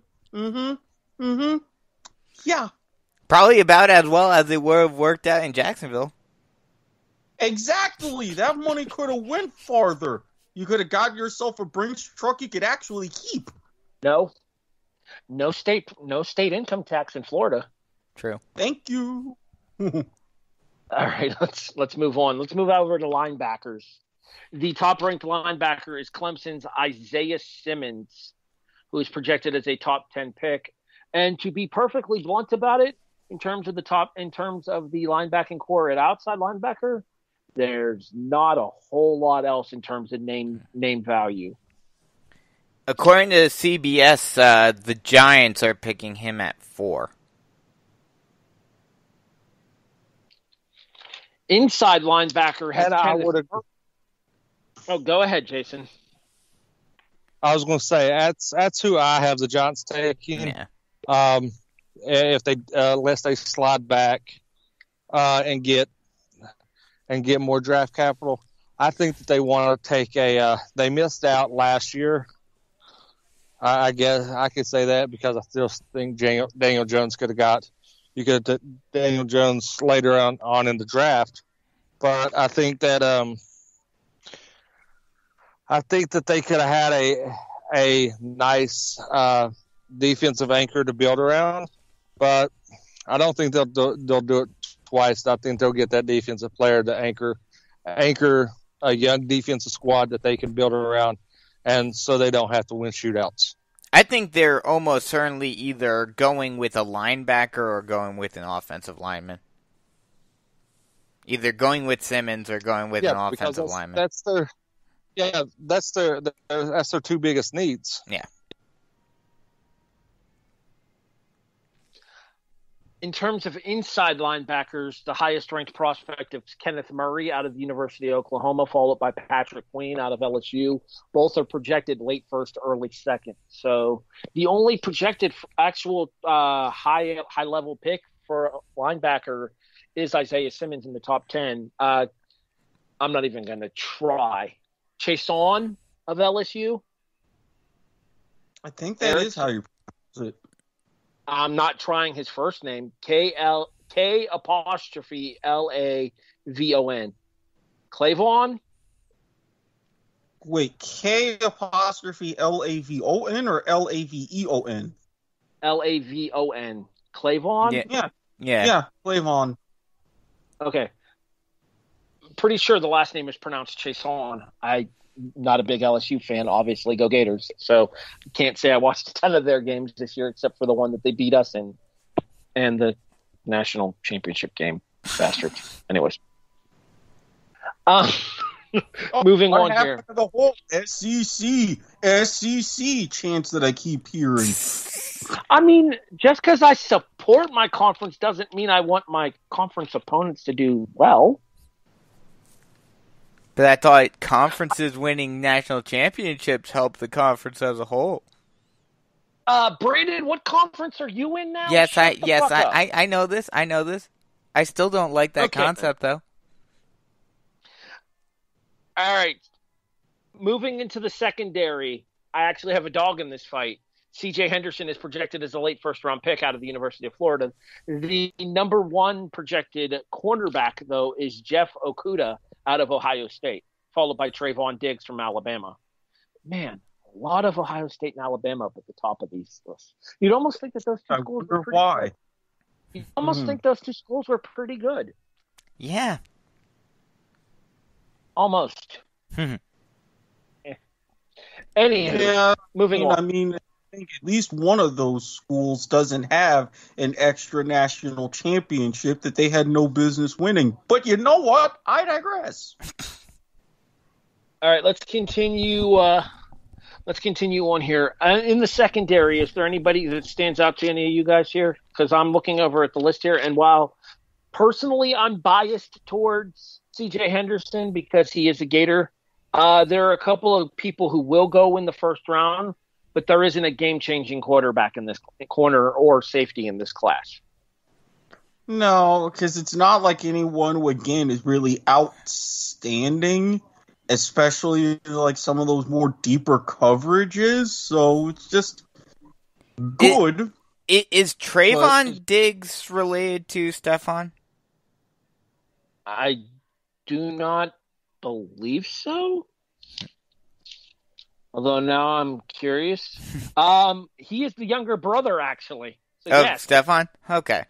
So that, I think, we've seen, obviously, on the other side of the ball, but, Stephon has done very well in the NFL. So, I mean, we talked about it earlier, how that lineage may impact GM decisions, but I think he certainly could be a guy that, Stephon coming out, was a solid prospect, but wasn't a top-notch guy that we talked about, coming into the NFL, but he's become one of the better wide receivers in the NFL, so that may be the same for Trayvon. Fair enough. Erik, what are your thoughts on the overall secondary draft class for this year? Nobody, again, that's really blistering, but if anybody, I think Okudah is probably going to be the hottest name.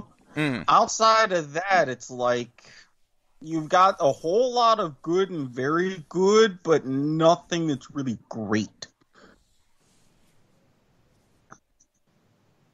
Jason, anybody in particular that we haven't discussed from this class in the secondary that you might want to give a special shout out to and talk about?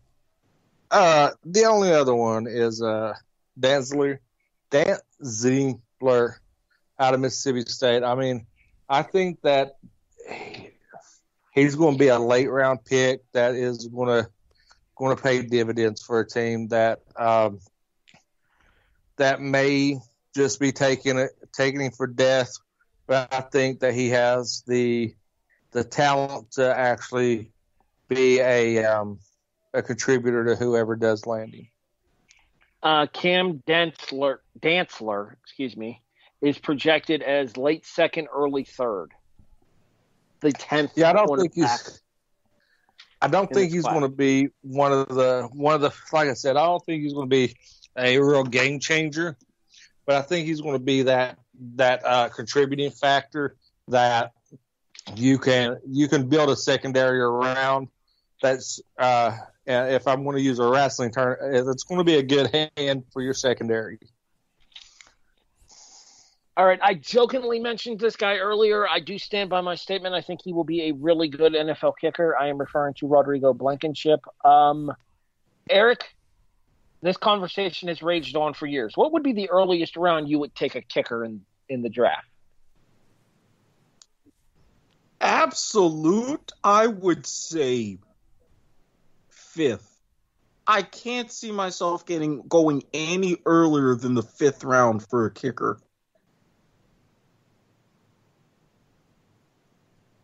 Jason? Mid. I would say earliest I would go was the latter half of the 4th, early 5th.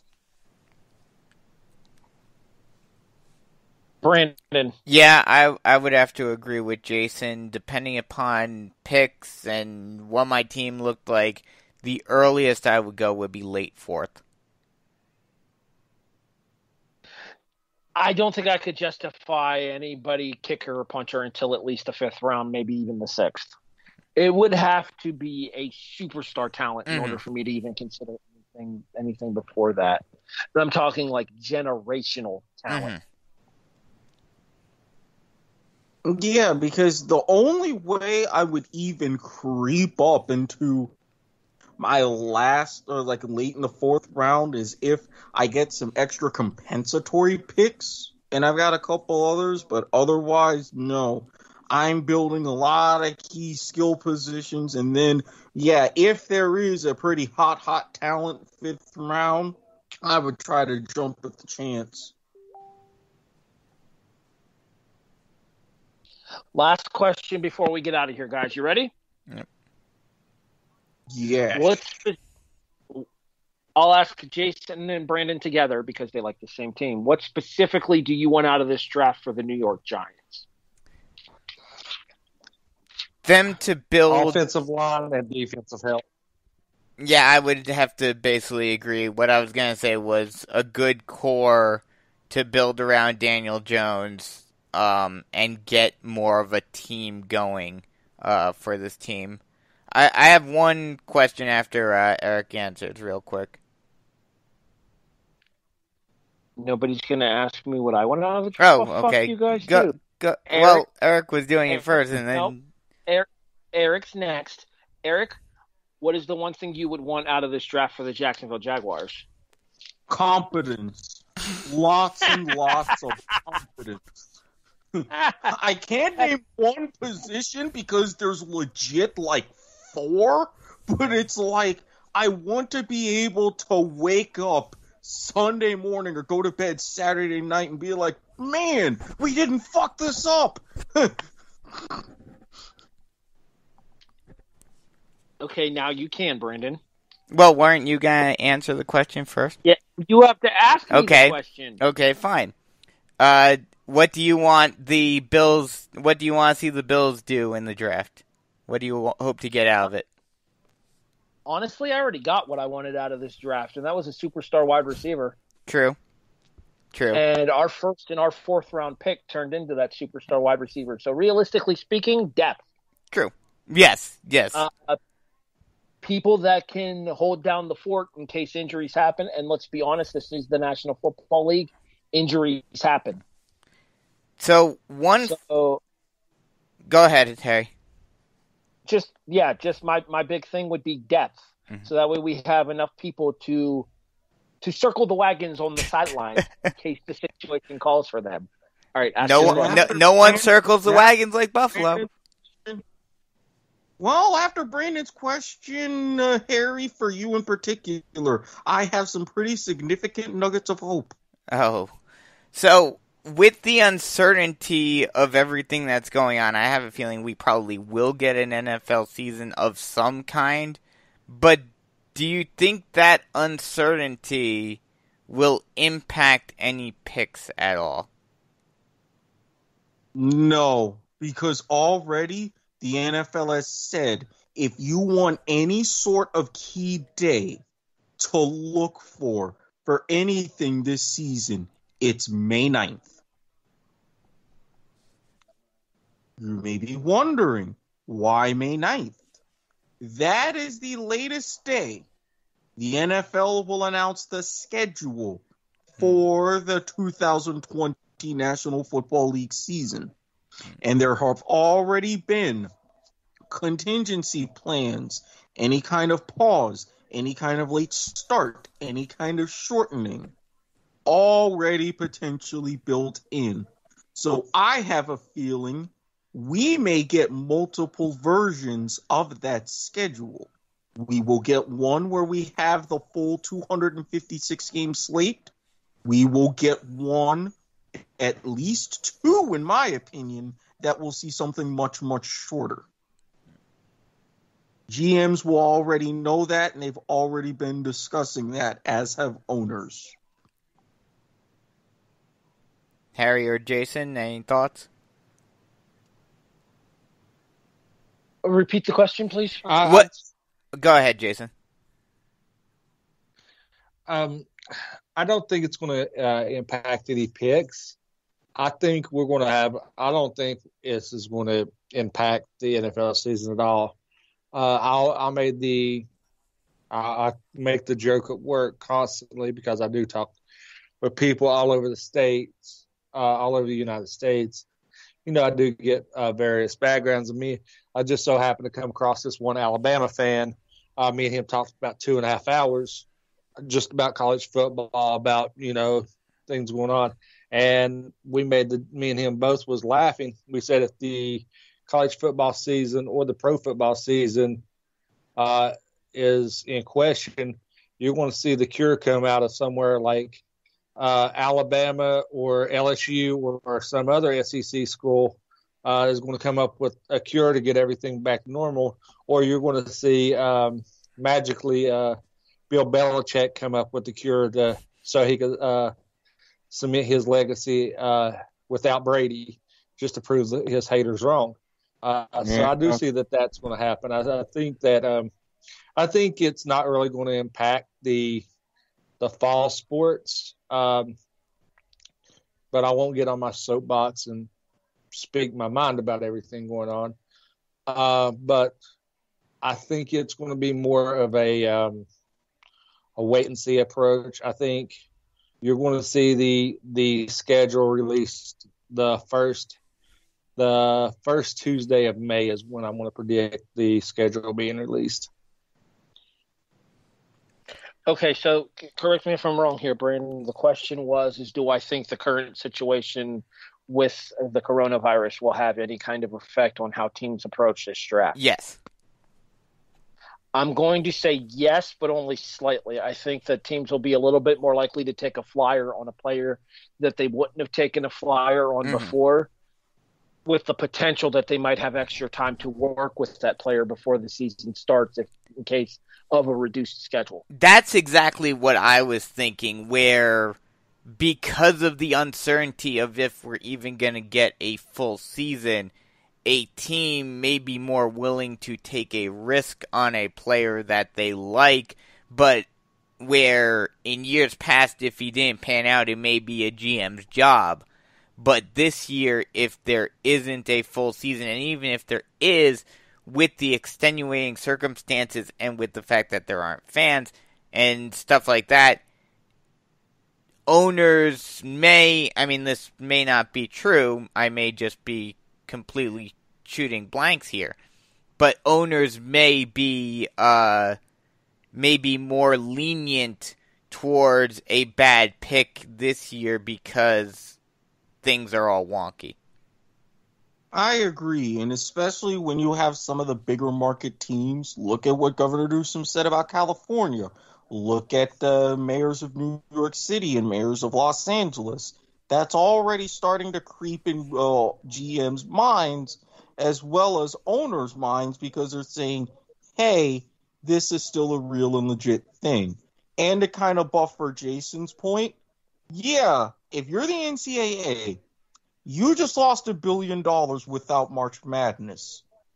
Now you've got as much as $4.1 billion on the line with college football. Something's eventually going to give. All right. Do we have any other? And I want to ask one closing part on my part. Just a quick hit. Just yes, no, indifferent, whatever. If the college football season is canceled, do you see how much of a ripple effect do you see throughout the college landscape, as in university funding for other sports and university potentially it crippling universities, as college football does produce about 70% of the revenue for most colleges, the other 30% being, tuition. But a lot of scholarships will be lost. And do you see the ripple effect of a college football season canceled? What do you think overall standpoint, what do you think the ripple effect would be coming out of a canceled college football season? I think it would probably give us what a lot of us may have been hoping for, but through negative means. I think the only programs that would survive would be the Power Five. I definitely.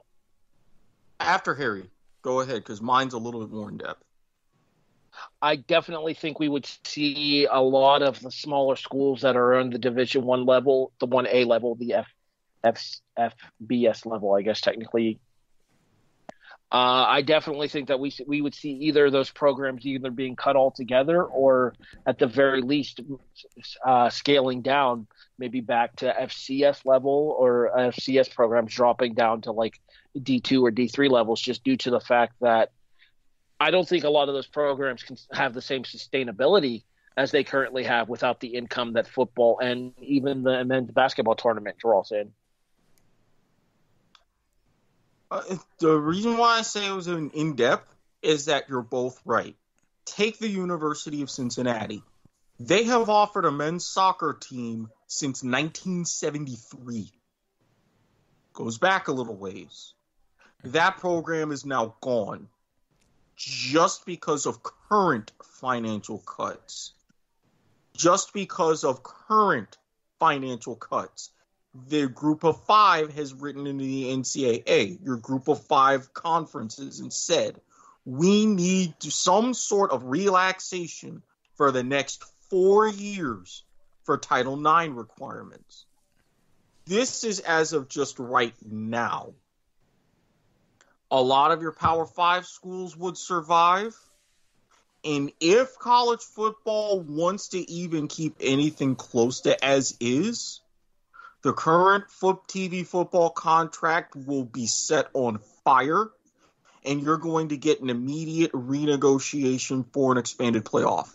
There are some Power 5 athletic directors who are already saying, if worst comes to worst, this season's gone. When we come back, we right away look at going to 16. Something major and something potentially permanent is going to come out of this. If we would see the first college football season non-existent since 1871. Weren't some of the colleges, most of the college football things pulled during like World War I and World War II, though? Yes, the only season since Princeton and Rutgers first squared off in August of 1869, that famous 6-4 game, the only season where there has not been any sort of college football played or scheduled was 1871. Even through the world wars, there's been college football. Wow. I always learn something on the show with him. Always.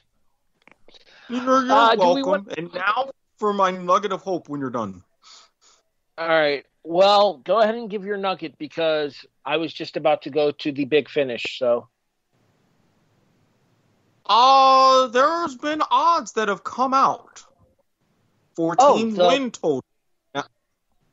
Oh, you mean the fact that the Bills are the favorites in the AFC East this year in Vegas? Yes. I have heard about that, and to be honest, I'm a little bit nervous about it because I think that when you have a team that's as relatively inexperienced as Buffalo is in terms of big game experience, I think that kind of having that kind of look ahead could be bad, you know? Well, but here's the rub. This is a little bit of the ripple effect. There were 3 teams mentioned in particular that I saw caught my eye and that were mentioned in the blurb.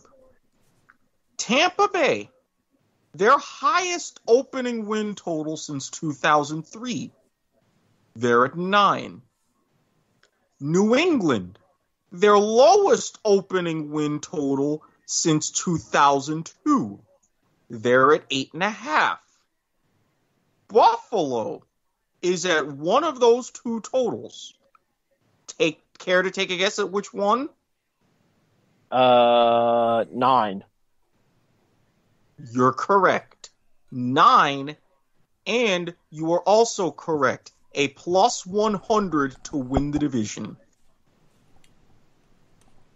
I don't dislike Buffalo's chances to win the AFC East this year, but a lot of things still have to go right.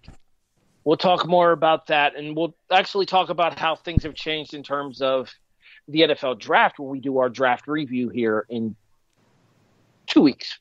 A week and a half. Not this Thursday, the following Thursday.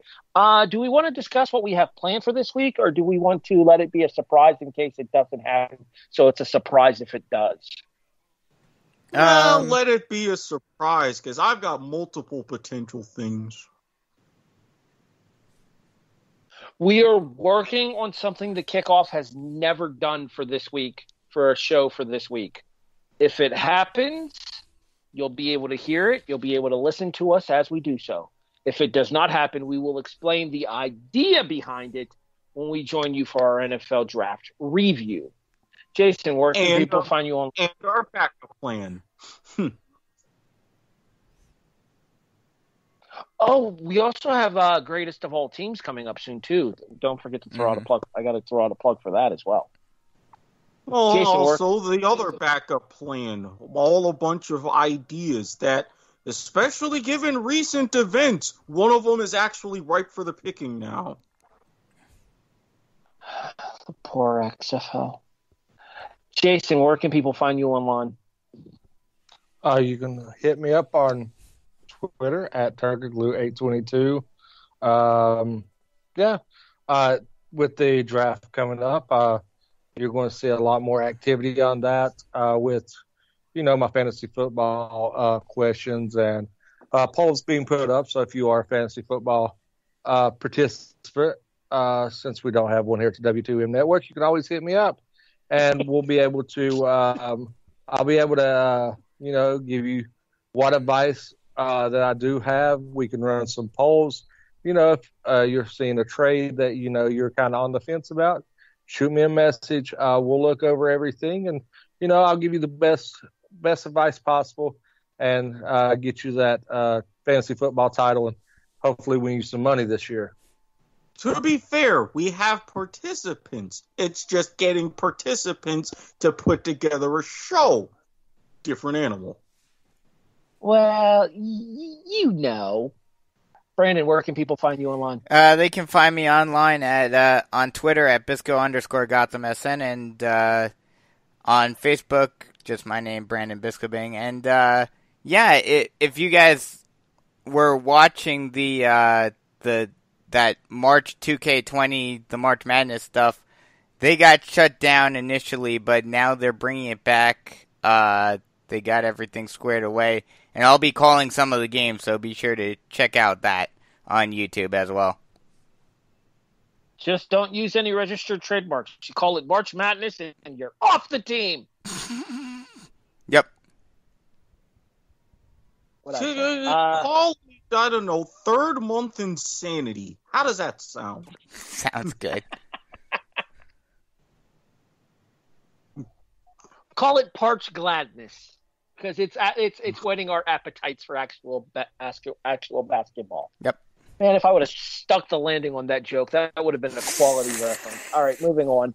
You still get an 8.5 from the Caribbean judge. In fairness, the Caribbean judge smokes a lot, so he's generous. Erik, where can people find you on? At Squid Sports Head on Twitter, and honestly, given the recent rise of everything and with the fact of my availability, you may want to stay tuned because I might be live tweeting some different esports events that I've seen that I've liked, and I will call out proper networks for having ones that suck. So stay tuned for that. And on Facebook, if you're looking for especially tutoring advice in general, as we are brought to you by Rick's TNT LLC, yeah, hit me up, Erik Watkins. Just be careful because there's 3 of me. If you see the one with the cartoon guy wearing Jaguars gear, sitting in a recliner, drinking a glass of wine next to a pile of laundry, you've got the right guy. You should really get on that laundry, man. Look, my washing machine can only do so much. You know how much of a bitch it is to wash 2 mattress covers and 2 pillows at the same time?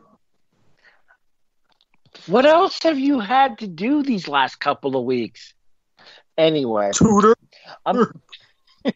That's true. You are still kind of active doing that, especially, probably even more so now that it's everybody being homeschooled. HEB the Eagle on Twitter. Admittedly, I barely use it, but shoot me a message and I'll respond. More than likely, you're going to find me through Facebook, Harry Broadhurst. You can find me on Messenger, facebook.com/HEB the Eagle. I'm pretty much that everywhere that has a social media presence. That's my name on that particular platform. Whether or not I use it is entirely discretionary, but I am that on most platforms.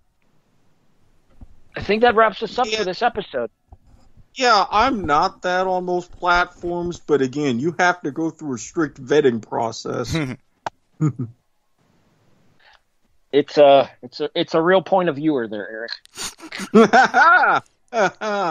I need to get that back going. For Jason Teasley, Brandon Biskobing, and Erik Watkins, I'm Harry Broadhurst. This has been the Kickoff 2020 NFL Draft Preview Edition.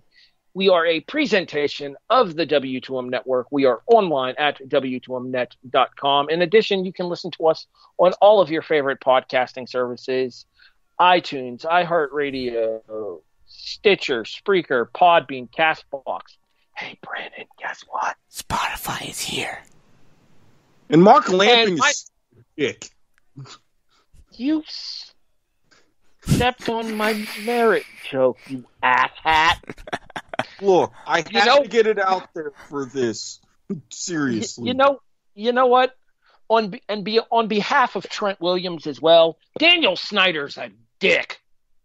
Don't go there, Chase. You'll never recover. Don't come here either, as much as we could use you. He can come to the Giants. Everybody. Thanks for listening, everyone. We'll talk to you guys the next time we see you.